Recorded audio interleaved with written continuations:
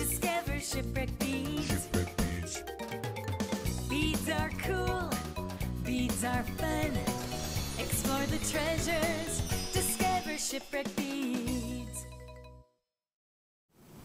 Hi, I'm Carol with Shipwreck Beads, and I'm here to talk to you about memory wire.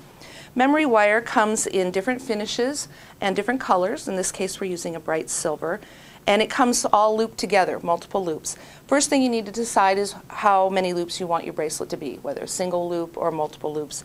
Then you want to cut that section that you want from the wire.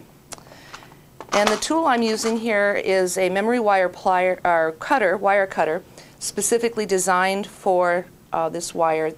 This is a steel wire, and it's very, very strong, and it will damage your good jewelry making flush cutters. So you don't want to use just any kind of tool with this, or you'll damage them.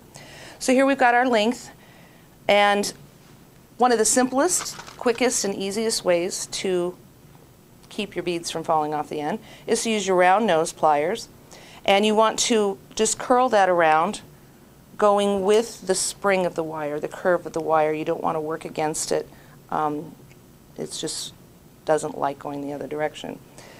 At this point, you would string on whatever beads that you might want to use on your bracelet until you have your wire finished about, maybe 3/4 of an inch from the end. And then you would take your round nose pliers and again turn that loop to the other side. This is attractive. You could add a charm or a little bead dangle on there, or you could just leave it the way it is. Another option for finishing off the memory wire, which is a little more polished looking, is to use a finding that's a crimp with a loop on it, crimp tube with a loop. It slides onto the wire.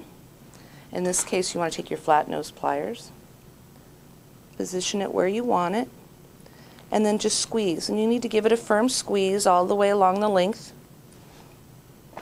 And it's very, very secure. It's not going to come off of there. Doing that on both ends is a little more polished look.